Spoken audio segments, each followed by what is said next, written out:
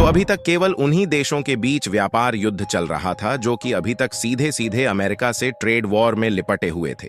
लेकिन इसी बीच भारत और बांग्लादेश के बीच का बिगड़ता माहौल अब ट्रेड वॉर यानी कि व्यापारिक युद्ध का रूप ले चुका है।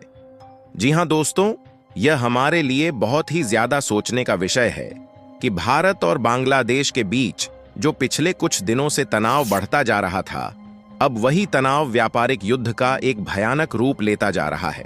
और यही मुद्दा भारत और बांग्लादेश के बीच नई टेंशन का कारण बन रहा है, क्योंकि ट्रक रोके जा रहे हैं, बंदरगाह बंद हो रहे हैं और अब तो यार्न की सप्लाई पर भी बैन लग गया है। चलिए पूरी डेवलपमेंट को स्टेप बाय स्टेप समझते हैं, लेकिन आगे बढ़ने से पहले इस वीडियो को एक लाइक करके चैनल को सब्सक्राइब जरूर कर लीजिए, क्योंकि यह आपके लिए तो 1 सेकंड का काम है, लेकिन इससे हमारी काफी बड़ी मदद होती है। देखिए, अब फिलहाल के समय में माहौल कैसा है वह बात अलग है, लेकिन भारत और बांग्लादेश के बीच दोस्ती और व्यापार का लंबा इतिहास रहा है। 2023 और 24 के बीच दोनों देशों के बीच लगभग 12.2 अरब डॉलर का व्यापार हुआ, जिसमें भारत बांग्लादेश का सबसे बड़ा ट्रेडिंग पार्टनर है। भारत से बांग्लादेश को कपड़ा, यार्न यानी कि धागे और फूड प्रोडक्ट्स बड़े लेवल पर भेजे जाते हैं, और बांग्लादेश से भारत को रेडीमेड गारमेंट्स और जूट आता है। लेकिन अब यह रिश्ता एक नए मोड़ पर है। कुछ दिन पहले भारत ने एक बड़ा फैसला लिया और बांग्लादेश के लिए ट्रांसशिपमेंट फैसिलिटी बंद कर दी। इस फैसिलिटी के जरिए बांग्लादेश अपना माल भारत के बंदरगाहों और हवाई अड्डों से होकर तीसरे देश जैसे कि भूटान, नेपाल या म्यांमार के साथ साथ अमेरिका और यूरोप तक भेजता था, जिससे बांग्लादेश के एक्सपोर्टर्स को काफी फायदा होता था, क्योंकि उनका माल जल्दी और सस्ते में तीसरे देश तक पहुंचता था।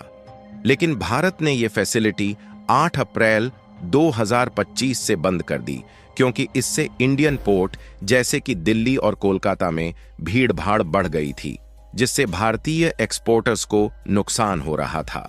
हालांकि भारत ने यह कारण ऑफिशियली बताया, लेकिन इसके पीछे एक छुपा हुआ कारण यह भी था कि बांग्लादेश की हरकतें भारत से देखी नहीं गई, इसलिए बांग्लादेश के बुढ़ू को सबक सिखाने के लिए भारत ने ऐसा किया।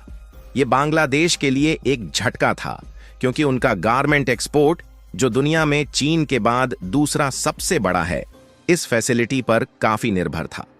लेकिन बांग्लादेश ने भी जवाब में कदम उठाया और यहीं से शुरू हुआ ट्रेड वॉर। बांग्लादेश की अंतरिम सरकार इसी बुढ़ू के नेतृत्व में चल रही है, जिन्होंने 2 बड़े फैसले लिए। पहला फैसला यह लिया कि 3 जमीनी बंदरगाहों को पूरी तरह बंद कर दिया और एक बंदरगाह को सस्पेंड किया। सरकार का कहना है कि इन बंदरगाहों पर बुनियादी सुविधाओं की कमी है, लेकिन एक्सपर्ट मानते हैं कि यह फैसला पॉलिटिकल है। इसके अलावा दूसरा फैसला लेते हुए भारत से बांग्लादेश में जाने वाले यार्न यानी कि धागे के इंपोर्ट पर बैन लगा दिया।